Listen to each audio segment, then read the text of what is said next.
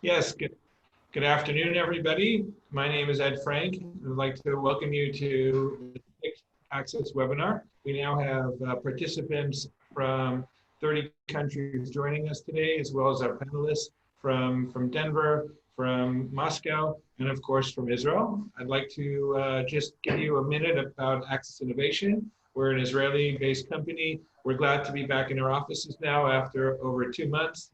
It's good to start seeing the other side of the light. We are now in our offices. The country is slowly starting to get back to normal, and we're hoping that there won't be a second wave. That's obviously the big fear.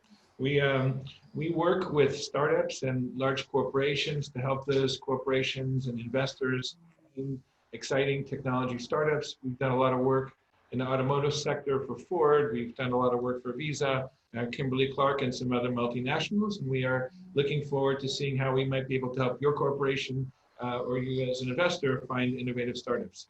Today, I'd like to introduce my colleague Jason Weiss, the COO of Access Innovation, who will be moderating today's session. But first, before we begin, I wanted to turn the floor over to a good friend, Naomi Marilis of DLA Piper, who is sponsoring today's webinar. Naomi, thank you very much for joining us and for sponsoring our event today. Hi, Ed. Thank you so much. First of all, I just want to thank you for sending me this great background, because even though I'm sitting in the attic in my house, sweltering, I look like I'm sitting on the beach. So I just really want to take a moment to introduce myself. As Ed mentioned, my name is Naomi Marilis. I work for the global law firm of DLA Piper. I'm based here in Tel Aviv, on the beach, obviously.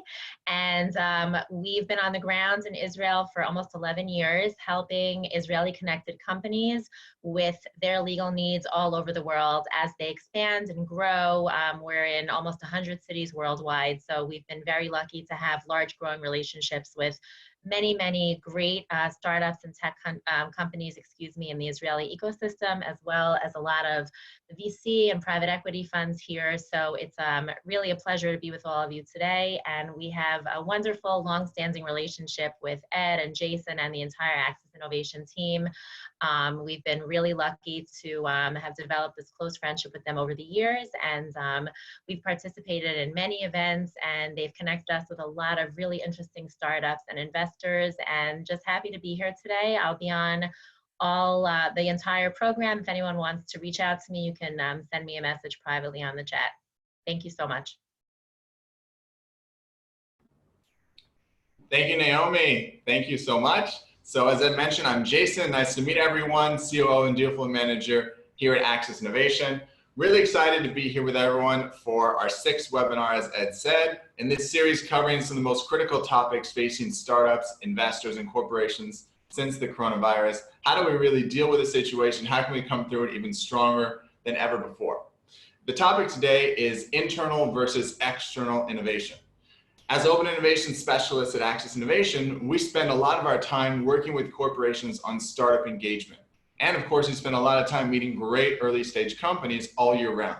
But if we take a step out, we zoom out, let's say, and we look at the innovation sphere, there's a lot more than just open innovation working with startups. And it's critical for startups and anyone dealing in the ecosystem to understand how open innovation works in the broader spectrum and how corporate innovation really works. And we want to also understand what's changed, what's new, how has this crisis that we're dealing with affected innovation. So we have a really exciting panel coming up today. I want to introduce everyone. First, just tell you how we're going to go in terms of the format. Today we have 1 hour. We'll finish by 5 o'clock. We always finish right on time, don't worry. We're going to start with introductions. Then we're going to have a roundtable discussion where all our esteemed panelists are going to share their insights. We have a lot of great questions planned.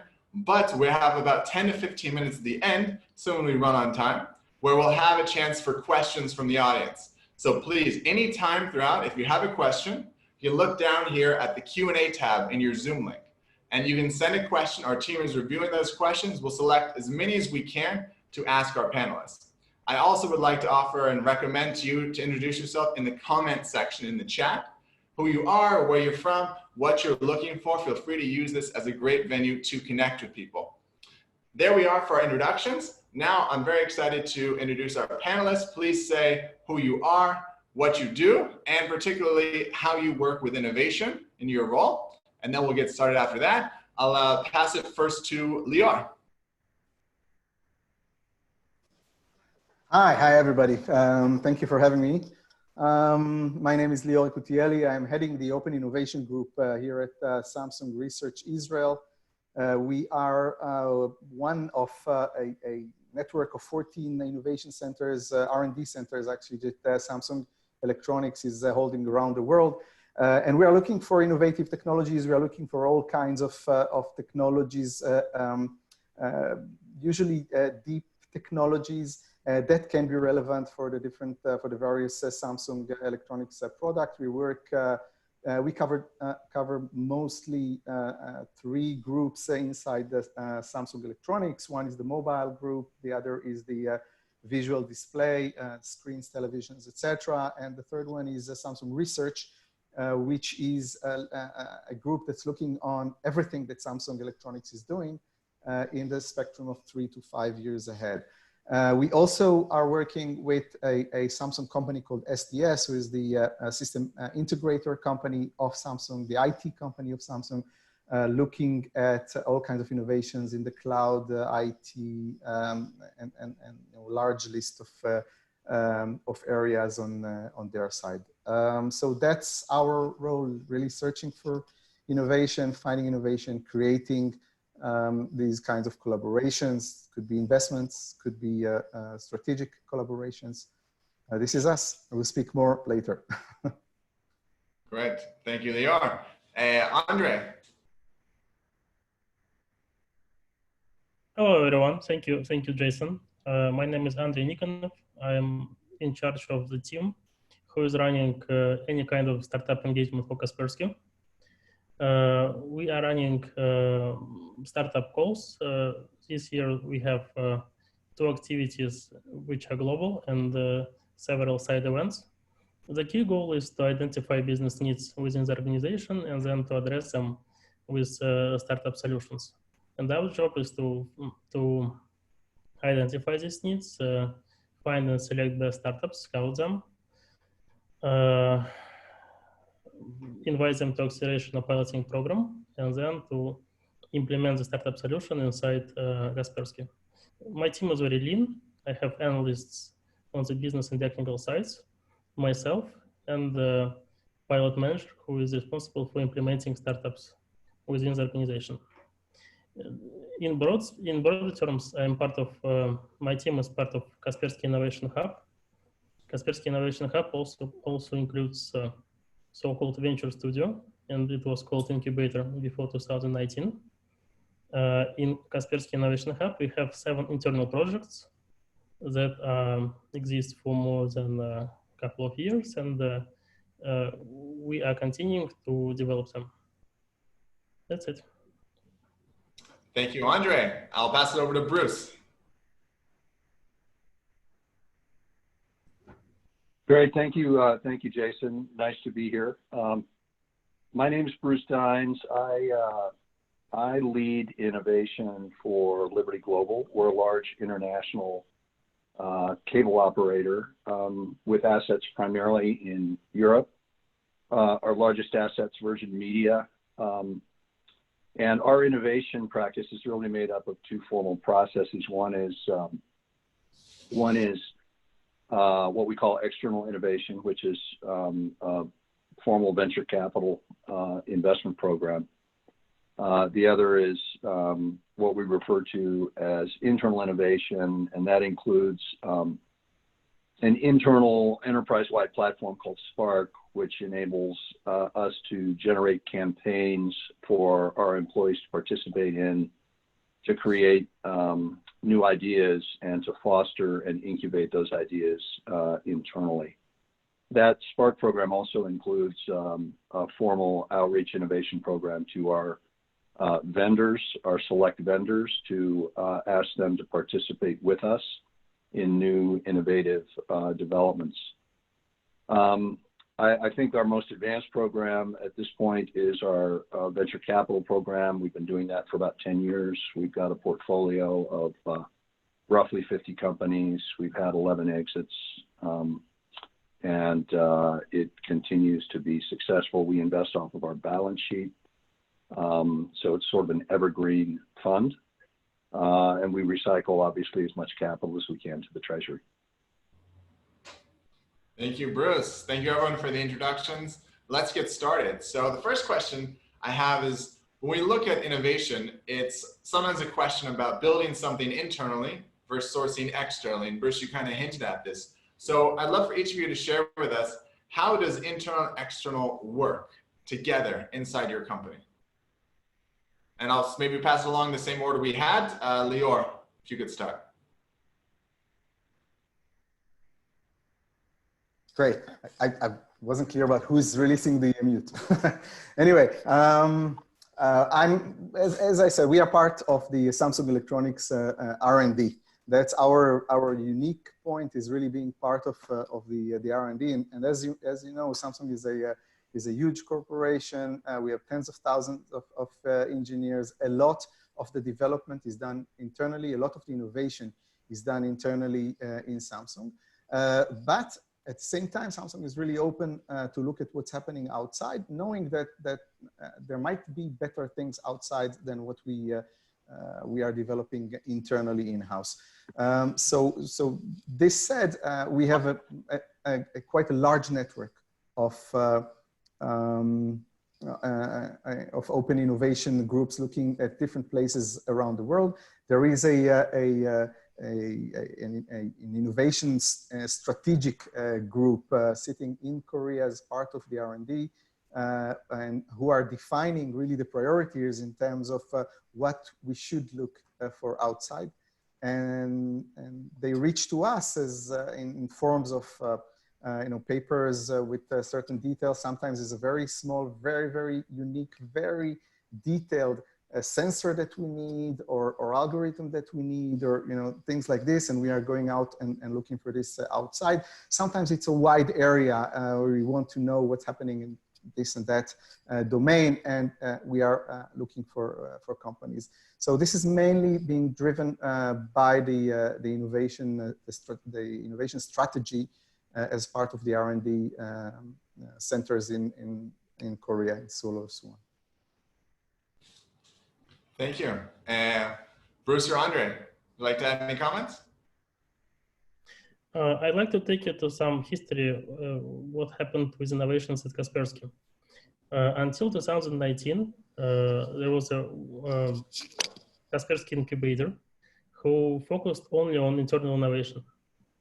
It was very closed and very internal department who raised new innovative products, non-traditional for cybersecurity within the organization. They weren't open to the startups or to any outside companies, rather preferred to build a product from the scratch or from pre-MVP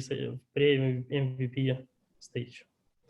When I joined in 2019, my first goal was to create a strategy that is focused mainly on external innovations, work with startups and collaboration with startups. So that's what I did, but I also, of course, included internal innovations in the strategy, because we can't just lose prominent teams that already been created inside the organization, but rather to add this new so-called open innovation activity when we scout and pilot startups across the globe to the scope of Kaspersky innovations. So I think we are managing quite fine, and we combining both internal and external innovations in our department. Thank you. Thank you. Bruce, anything else you'd like to elaborate from your first comments? Yeah, I mean, I'll add a few thoughts, and this is much more about my journey and my learning over the years, because we've tried to approach our innovation platform from a standpoint of agile processes and agile thought, and we've pursued some vectors in various directions. And I certainly don't want to suggest that there's one size fits all. Every corporation's culture is unique and different, and their values may be slightly different in terms of how they want to approach the whole concept of innovation, because it's a broad word. But we make a big distinction between our our investment initiative, which is, think of it as traditional corporate venture capital, you know, very rigorous diligence process, you know, partners who have professional backgrounds in investments, who oversee a portfolio of businesses, who assess whether to do follow-on investments, so forth and so on. And then our internal innovation program, which I mentioned, is branded as Spark. And that's a different team. And they sit in Amsterdam. Our venture capital team's all in the States. Our Spark team sits in Amsterdam, which is our corporate headquarters. And they're responsible for running campaigns company-wide across our operating systems. And the nice thing about having enterprise software that enables that is we can flex that software according to the problems that we're attempting to solve. And COVID, I think, is an interesting one, because we started running campaigns around how we could come together more strongly as a community. With the amount of uncertainty that there's been over the last few months with all of this, and sort of the unprecedented nature of damage created, collateral damage by the closing of economies, it's been extremely challenging for all of us. We all know somebody in our lives that have been deeply impacted by this. So for us to be able to sort of translate that traditionally idea generation engine into focusing on, you know, doing well by each other, supporting one another, creating a stronger sense of community, we got a lot of responsiveness from that, and we got a lot of great ideas about how we could maintain community in the midst of this separation that we're all experiencing.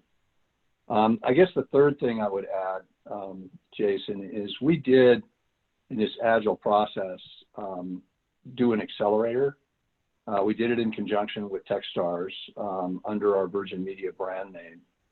And we abandoned that program after 2 years. And the reasons that we abandoned it is we realized, we learned from that Liberty Global is not very good at engaging with startups, not at this stage in our life cycle anyway. We're too hard on startups, candidly, and we don't have an environment that creates a good onboarding process. So we're still working through that and looking for other ways. We've also modified our investment thesis. We've moved away from investing in Series Seed and Series A just because of the resource constraints that we have as a team and how we felt we could best apply those resources. But again, I'm just sharing with the group here a little bit about our evolution in history. Thank you. Thank you so much, Bruce. So before we get into some follow-up question I have on this, we're going to launch a poll. Throughout the webinar, we have a couple polls coming up for all the audience. So you should see them coming up on your screen in a minute. And take a second, answer these. We're going to share the results as a way to keep everyone engaged and really lively. So my follow-up question to this, after hearing what everyone said, is something I've been thinking about a lot in the work that we do, is the open innovation that you do, whether it's the venture side or partnerships. Is it always problem-based, where you have a specific problem? Lior, you kind of hinted at this, where you're saying everything really comes from, you know, strategic R&D, or is it also opportunistic, that you're really going out there and looking to see what is it, or is it a combination from both? Everyone's different, so I'd love to hear, you know, how you would look at this. Is it one, the other, both? And how about Andre? Would you start with this one? Oh, okay, sure. You switched to the turns. However, okay. Keep you on your toes. Right.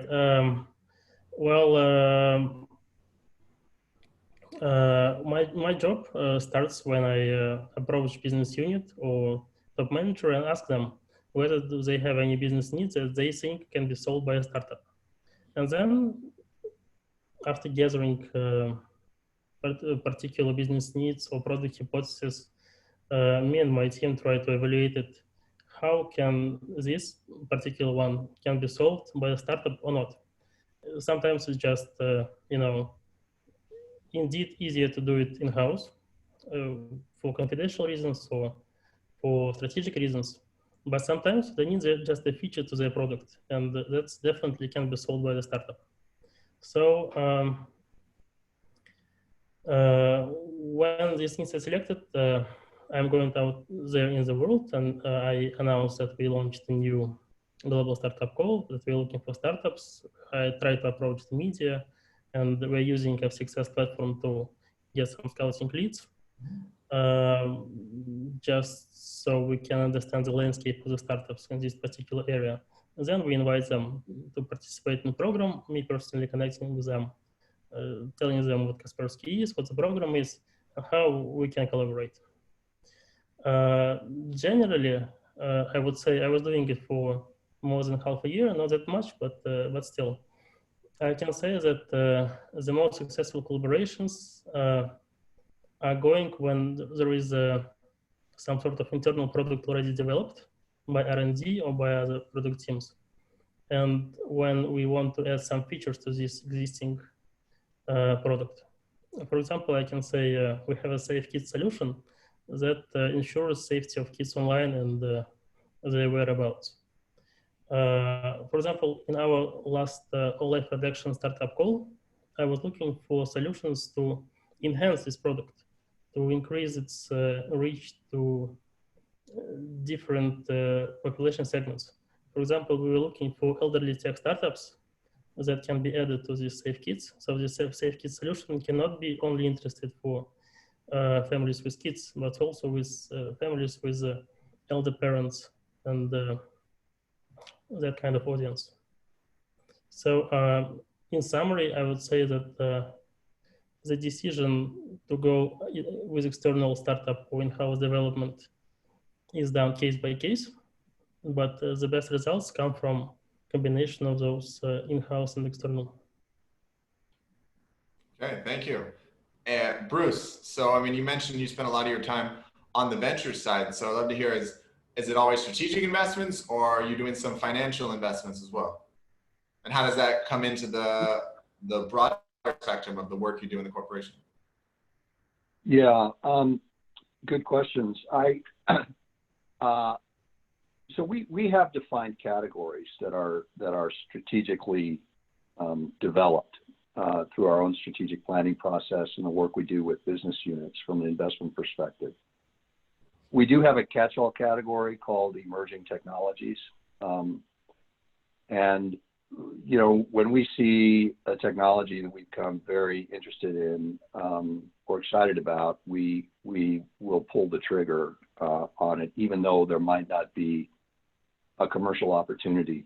But I think the best way to look at our practice is to see historically how that's played out.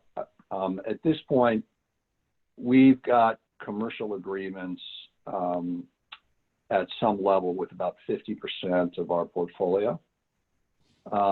We're in discussions around commercial deployment of some kind with about 20%. And the remaining 30% are either companies that we were formerly in commercial discussions with and they made a pivot, or we made a pivot and they're no longer as relevant as we thought they were, or we made the decision and convinced our investment committee that we should do the investment anyway. Now, we would not go out and invest in an oil and gas technology company. You know, that category is so far away from what we do. So when I talk about the opportunistic side of our business, we're still looking at, you know, software, technology, maybe some AR opportunities that could be relevant in the future, but aren't necessarily relevant today. Very interesting. I like that you have this special designation for emerging technology. It makes it very open. So you can go after these different kinds of investments. So really quickly, I want to share the poll results. Where are we right now? So most people are still working from home, about 80% of people. And only one person doesn't want to share. That's confidential. So wherever you are, we won't ask too many questions. Lior, you hinted to this in the beginning, but I'd love to know if you have anything you'd like to elaborate on about your process And if it always comes from an internal need, or sometimes you are just out there opportunistically, you want to be able to bring something to a business unit, pull it in. Yeah. So just before that, a small comment about the poll. There was one person in the beach. I salute you. That's yeah, I saw that too. Yeah, respect. About our processes, we do both actually. We do look both on an opportunistic way and on a need basis. Most of our activity, though, is related to needs that we get from the R&D groups that define really the topics or the very fine domains that they are interested to look at. And then we go out and we look. And by the way, we don't look only at startups. We look at startups as well, but we look also at the big corporations that bigger companies. In Israel doesn't have too many corporations, but bigger companies here in Israel. We look also at quite a lot at the academia. We look at researchers in the academia at the more advanced stage of their research, etc. And we find whatever we need, that we introduce it to our headquarters. This is part of a funnel that's coming from all over the world, coming from really all our R&D centers, and then they do the selection of what's fitting the best. There is another part of our activity that's looking for something interesting, that could be an add-on to one of our existing products, or could be some idea for something new, totally new, that we think is valuable and is important for Samsung to do. And in this sense, it has to be linked to what the company is doing. It has to have a very clear use case. It has to have a very clear business case that we need to present, and we need to create and to advocate in front of the teams that we are working with. So really a combination. We look at we see a lot of companies. Our team here, my team is looking at around 600 or 700 companies every year, companies and researchers every year. We need to do the filtering, and when meeting companies, you come up with interesting ideas that you hear, and it's an opportunity to introduce them. Regarding your question to Bruce about investments, we are also pretty much involved in investments. We work very closely with Samsung Ventures, who are the ventures arm, one of the venture arms of Samsung Electronics. They sit with us here at the same office, and we work very closely to them. All the investments where we are involved in, all these investments are strategic, purely strategic investments. These are companies where we believe that there is a very good collaboration potential for Samsung, and then we bring in the ventures team, who are running the investment process, and the investment funds are coming partly from the R&D and partly from the venture fund. So this is another aspect of the activities that we are doing. In this case, really in startups. Amazing, amazing. Really interesting, the diversity range going all the way from academia to other corporations to early stage companies, partnerships, investments, and everything. So that's great. Now, I want to go on to my next question. A big question, I would say, about internal versus external innovation is risk. And corporations and startups look at risk very differently. For a startup, risky by nature, you're taking a big risk, and it's much easier to take a risk. But if you're a corporation, you're not necessarily going to be able or going to want to take that risk. So I'm curious to hear from any of you that have dealt with this issue internally with a project. How have you dealt with this issue of risk? How do you approach it? How willing are you to take risks? And is this something that you think is a problem, or you think it's something that is appropriate to have within internal innovation? Whoever wants to answer that one. Sorry, you were referring to internal innovation specifically, Jason? Yes. Yeah. Taking risk on a project. Yeah. Yeah, it's again a really good question. It's easy on the external side because the risk is reflected in the price of the deal, and you either get it or you don't. On the internal side, it is different, and I think we assess the risk based on a use case that, in most cases, there are exceptions to this, but in most cases, we try to build use cases that would reflect some return. It doesn't always have to be a financial return. It could be a return on culture, as we've been doing with this COVID-19 situation. But I would say that's the process we go through from a risk profile. We have yet to find an idea internally, and I'll be interested to hear the other panelists talk about this, but we have yet to generate an idea internally that we felt was valuable enough that we would apply any kind of significant funding to it. We've done little pods of seed funding, again in an agile fashion, but these are $15,000 here, $15,000 there. It's not enough to it's enough to develop the idea into an MVP. It's not necessarily enough to take it to another level. Okay, and all these internal ideas that you have, these are coming from the employees, correct? This is something where they develop their ideas as part of their business activities, or you'll open up a new position for somebody in that case? Yeah, it could open up a new position. Our Spark platform it's an idea generation engine of campaigns, but we also have an agile development and training program that we refer to internally as Matchbox. And it's a 7-step program that takes about 2 months for employees to complete. We run these, and it's really an education and training program. And the objective of that program is to teach people how to utilize agile processes to get to a minimum viable product. So we generate ideas from that. I would say those are the ones that have received small amounts of funding to further generate their idea. Once they've been through the program, they've come up with an idea we think is interesting. And this is maybe 10% of the ideas.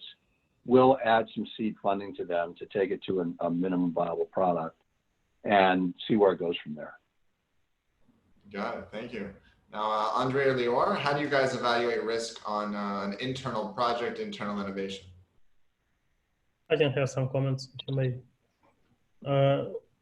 I come from M&A. I was doing M&A for another firm, and the price of mistakes there was tremendous, because if you buy and it failed, you lose. You exactly know how much money you lose.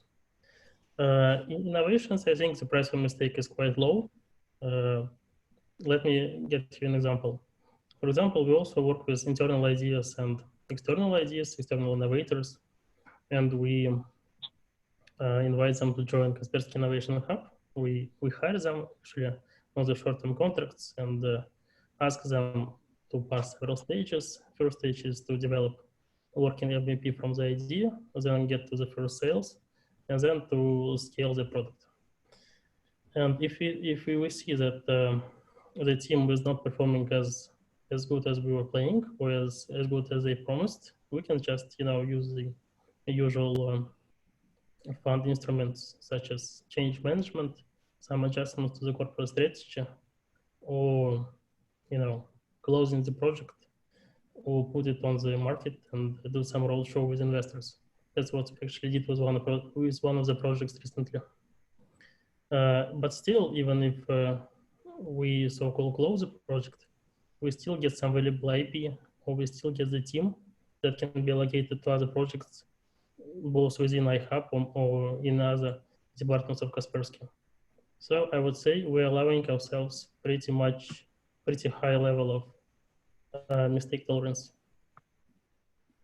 Okay, very interesting. Okay, thank you for that. Lior. Yeah, well, we are the group that I'm actually leading here is dealing with external innovation. We are open innovation group, so we are mostly focused on the external part of the innovation rather than the internal. So the question was more specific for the internal, but as far as I know, and from projects that we work together, with the R&D groups. Yes, there is a certain risk taking. There are quite a lot of projects. There are really specific units inside the company, inside the corporation, that is looking at all kind of products, all kind of opportunities, all kind of directions, and trying to evaluate what is the potential for our company. So there is a certain amount of risk taking.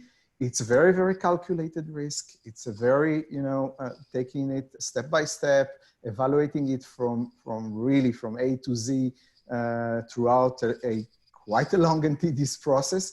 And we do this also, by the way, when we are involving external companies, when we are involving our activity in open innovation. We're looking at an area, we're trying to evaluate what's the potential, trying to evaluate what are the technologies, what will it eventually do for Samsung, for our company. And based on that, we do sometimes take this kind of risk. Very calculated, but yes, there is some risk taking as well. Yeah, there has to, of course. So the situation we're in globally with COVID-19, coronavirus has changed really everything. We've all been affected, as Bruce mentioned, and we all know.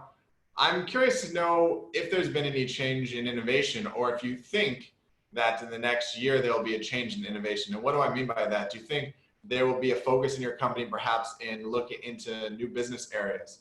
Do you think that innovation will become more critical to companies to diversify their offerings and be able to have things even in industries they weren't necessarily thinking of? No one could have predicted this would happen. Some industries have been more affected than others. But getting back to the point, hopefully I'm making this clear, really is, have you seen any change in innovation in your company, in your industry? And do you think there will be any significant changes in the future, good or bad?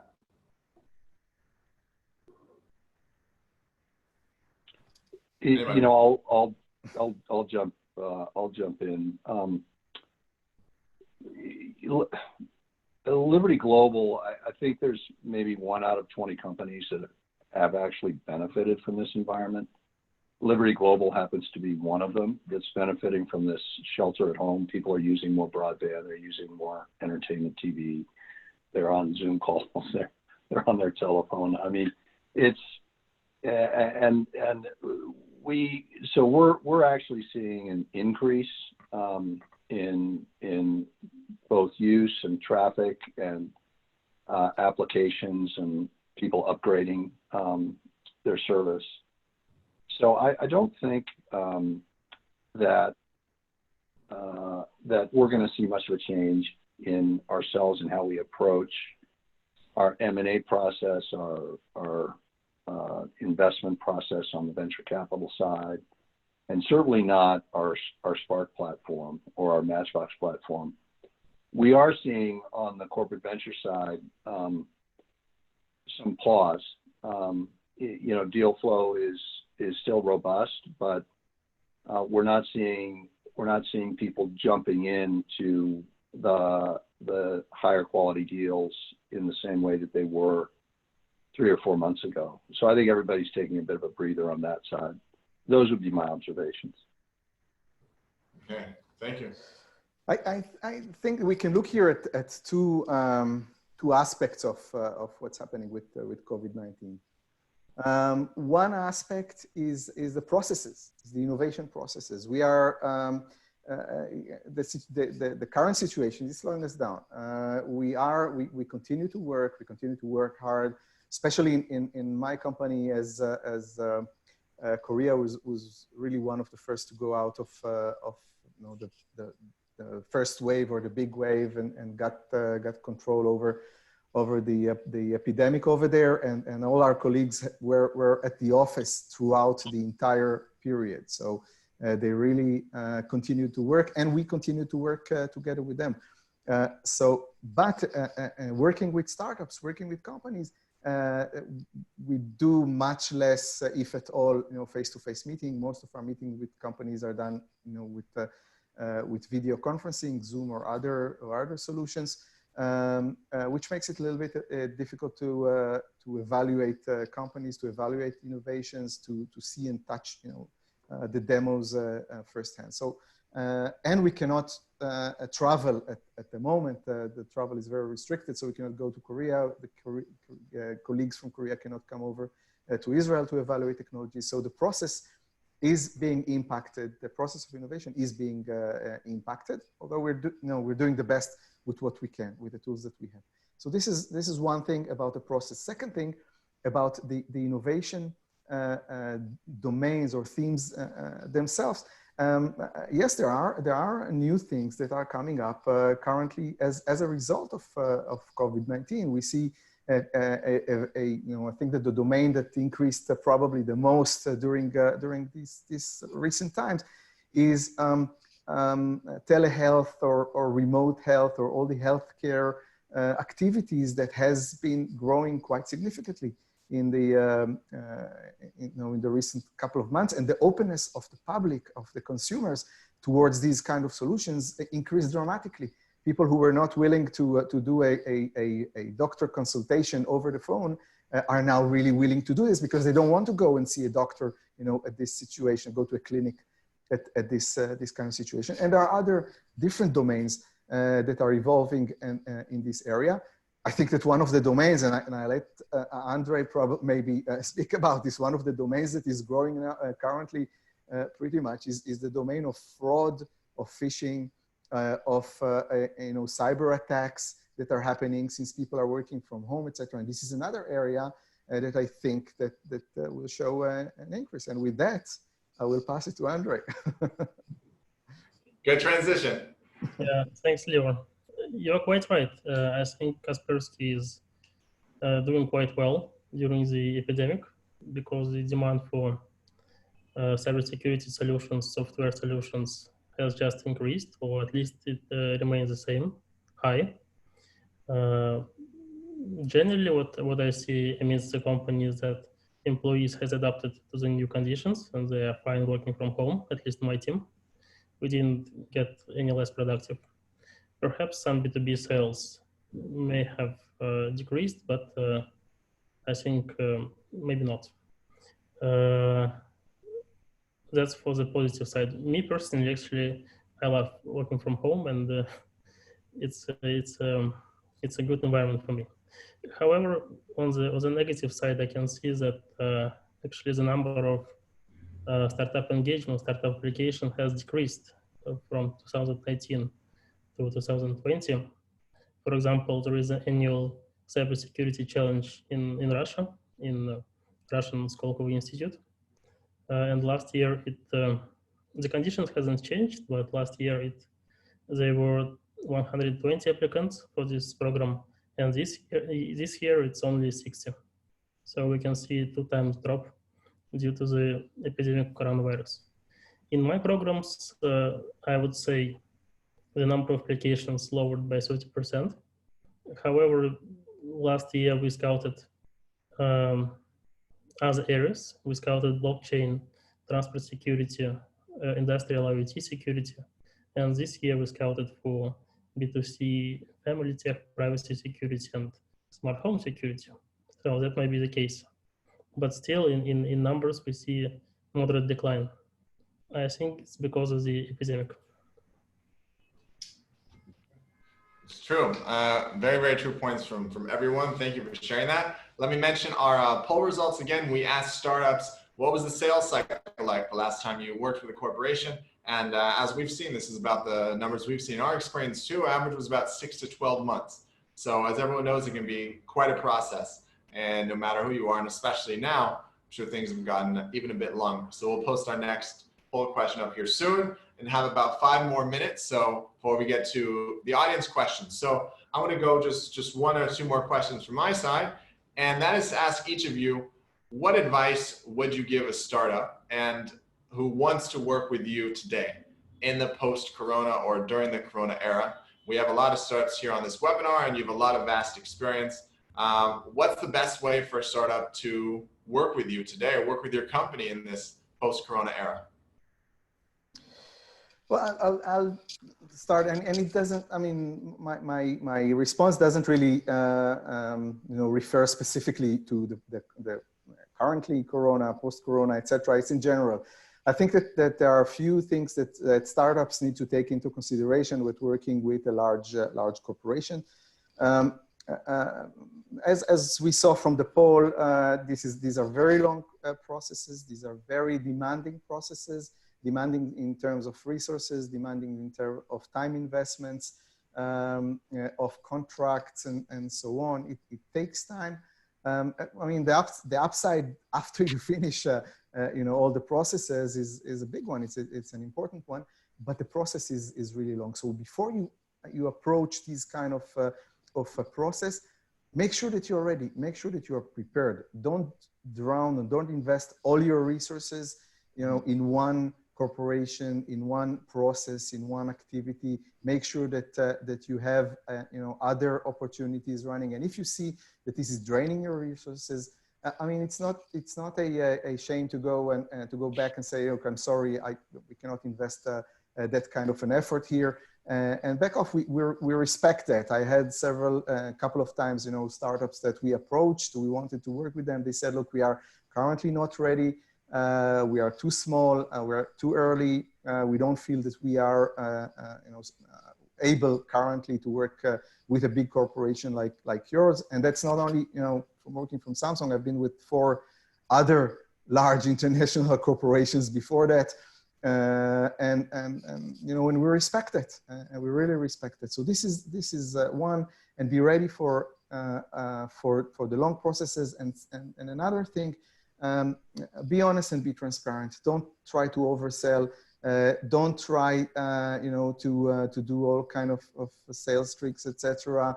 To promote, to over promote yourself. These things eventually are discovered because of the long processes and because of the long investigations.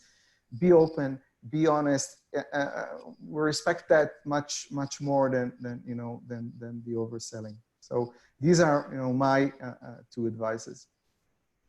Thank you. Really great piece of advice. Thank you, Lior. Bruce or Andre? Yeah, I can give some advice also. I think the general advice to startup is to treat corporations as it is, as a big, large, multi-employee organization with many layers and many agendas in each department. So if the corporation has CVC, you should treat them as a CVC, and you should understand that they want you to become the unicorn. But if the corporation doesn't have any capital for venture investments, you should treat them as probably as a procurement unit who is good with tech, who understands tech. And you need to understand that they don't want you to become a unicorn, but they just want to use your solution. And the faster and the cheaper they will do it, the better. So probably, as Lior said, yes, startups need to diversify their partners, as any organization actually should. They need to work with different corporations and look through the partnership details, discuss partnership details in order to find the best application of their time and technology and team. Okay. Thank you. Bruce, any other comments? I think Lior gave oh, sorry, Jason, did you want to move on? Yeah, I was saying your comments, please. Oh, yeah, I think Lior gave really good advice. What I'm going to say is based on my bias and my experience. Okay, it's not necessarily applicable, but please understand that the startup floor is littered with companies who bet too big on a single relationship, and it's so tempting. If you've got this one piece of technology or this portfolio of patents or this unique approach to a new vector or business model that you think is applicable to a large corporation, and you get one person interested, your chances of getting engaged with that corporation on a commercial basis is still less than 10%. right? I mean, finding your internal champion is step number one in a multi-step process. So my belief is, I mean, you guys saw the stats. It said 71% of companies are taking between 6 and who knows what, more than 12 months met. My bet is the average across that sales cycle is above 12 months. And so that's number one. Number two is large corporations will suck the life out of you. They will expect so much and expect you to provide the same kinds of services that they get from larger vendors, free POCs, followed by a second free POC because somebody in the organization shifted jobs and now you got to start back at the beginning, or you got one POC that you did with one group over here and now it needs to be applied to another group. And it is a long process. My advice to startups is get yourself out of being a startup before you engage. Go find revenue. Go find companies who aren't as demanding, who can be more supportive, who can be more understanding. And once you're into real revenue, say $5-10 million a month, then start engaging with larger, say, Fortune 1000 companies. Because I don't know any of them that behave any differently than the experience I've shared with you. Lior and Andre, comment otherwise if you think it's appropriate. But. Completely agree. Very, very sharp advice, very sharp points. Thank you for that, guys. So now I want to get to a couple of questions we had from the audience. So this is a company now, this is a question from Tome, and he's asking really about the best way of approaching corporations. So, and of course, Bruce, you're just saying wait till you have 5 to 10 million in revenue, but a lot of the way some startups can help get there is through working with some corporations, depending on how big they are.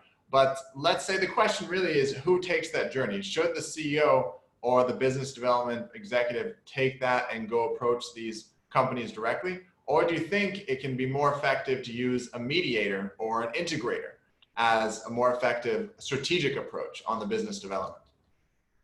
And this doesn't have to be with your company. It could be your advice in general for business development with corporations.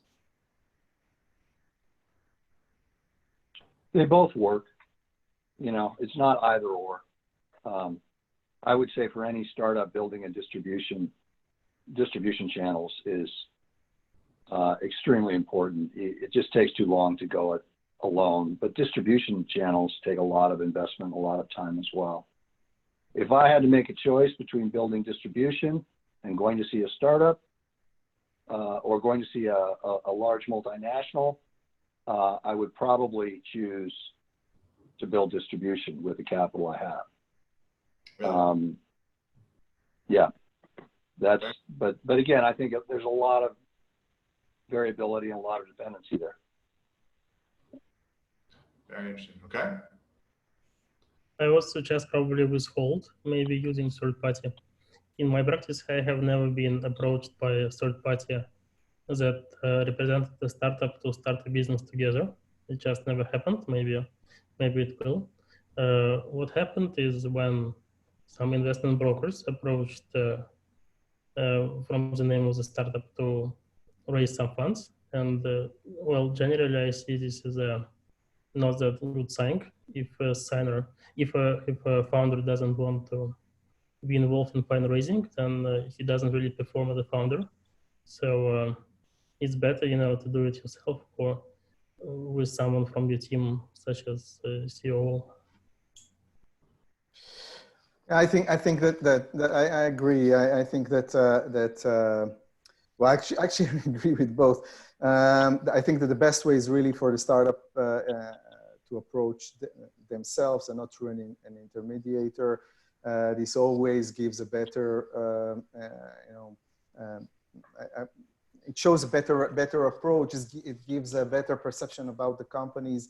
And when you are really firsthand speaking with, especially in our domain of activities of R&D, we need to speak with the CTO, we need to speak with the VP R&D, we need to speak with the engineering team leaders to understand the deep technologies. Intermediators are not always able to provide these kind of questions. So for us, it's better this way. Having said that, I think that a startup needs to explore and try all the possible channels that they can do to penetrate an organization.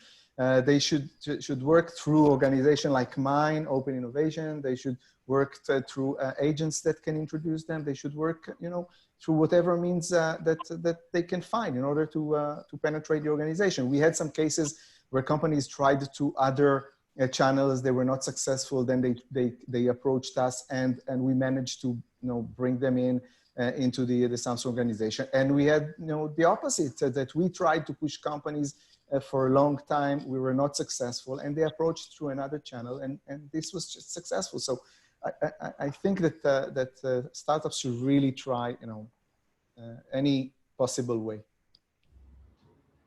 Thank you guys. We'll have time for one more question. We'll try and make this brief, and then we'll wrap up. And this is a few questions were similar. I'll just summarize in one sentence. How can we make the process of open innovation more open? That several people wrote that, corporations always talk about open innovation, but they don't always know what they're really looking for. So what's your recommendation? How can we make the process of open innovation more open for startups to be more aware and know what corporations are looking for, especially when things change quite frequently? Well, it's a good question because there are certain aspects here that needs to be taken into consideration. One aspect is really the aspect of confidentiality. We are, there is a very fierce competition, in the markets that we are operating in, and we are unable, to go out publicly with all the areas that we intend to develop in the next, 2-3 years. This is something that we cannot do, so we do this approach, on a case per case basis, on a point contact with specific technologies, researchers or startups. I think that really the best way is really, approach us, suggest to us the innovations that you have, the technologies that you have, and we can either, push them in the moment that you approach us, which is the right time, or we keep it somewhere in the back of our minds, and then when time is right, we can reintroduce them. That's I think the best answer that I can give to this. Okay, thank you. Andre or Bruce, any comments? A small one, if you may. I think we at Kaspersky are pretty open to the startups. We have actually several ways to engage with our team, and we are constantly looking through all the applications that come through F6S forms, that comes from simple email, or the field form of the website, kaspersky.com/ihub. I think we can be more open to the global community for venture funds, accelerators, and other partners, and that's why we are going to invite a representative of such to our demo days that will be held in summer, where we will allow startups to demonstrate what they have done during the pilot projects with Kaspersky. And I think at this stage, that's pretty much how can we be at most open. Thank you. Yeah, I think the best way, I think if you focus on the process, you might as well be pushing a rope uphill. But I think the most important thing is to focus on your value proposition. And if you can build a value proposition that can create a brand new revenue stream that's substantial and significant, hundreds of millions, if not, $1 billion plus. If you can have a technology that could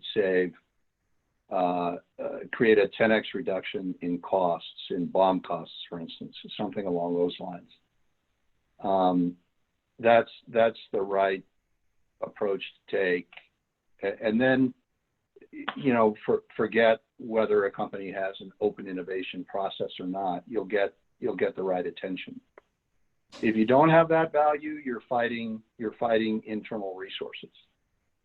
So you have to bring something big to the table. The other thing I'm going to comment on, Jason, I don't want to preempt your discussion, but that last poll that came up, actually, you haven't talked about it yet, have you? I'm just about to mention it, so feel free to comment. Okay. Everyone take a look at our last poll, and then we just have the results here now. Go ahead. Can everybody see the poll now? Yeah. There it is. Yeah. I just want everybody to take a good look at this slide, because the level of expectation from the startup community on what they can get from a multinational is leaning very heavily here towards potential integration. The likelihood of that happening is down around, I would say, what, Lior, 5% maybe? Perhaps less, yeah. Yeah.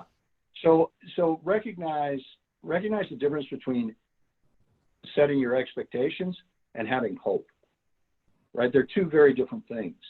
You can hope for potential integration, but your expectation should be very low, and it might as well be zero unless you can come to the table with the kind of value proposition that I spoke to earlier.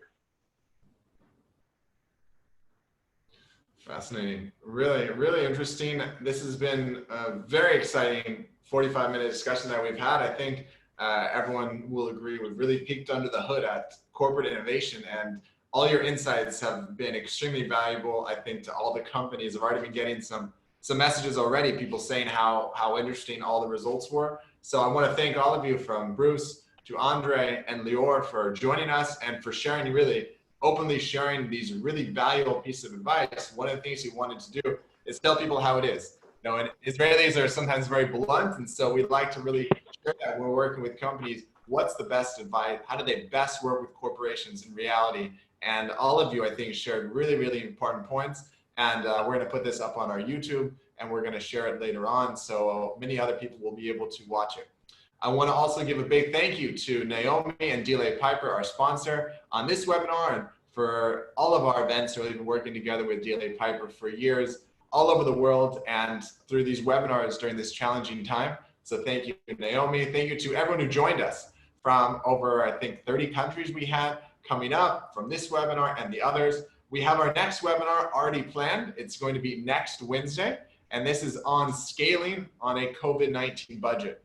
And we're going to have some great investors giving strategic advice for companies, how to plan for the next 12 to 18 months, what you should do, how you can take your budget and stretch it out, what are the things to focus on. It's going to be really exciting. We'll have an email going out about that on Wednesday. Thank you so much to everyone again for joining us. Thank you to the Axis team, to Riley, who is usually somewhere else in Tel Aviv, but now he's right behind me, for helping on all the logistics and putting together this webinar, and of course to Marina, Justine, Lena, and everyone for working together with us. So that's all we have for today. Thank you so much again for everyone for joining us, and we'll see you next time. Bye-bye. Thank you, everybody. Thank you. Thanks.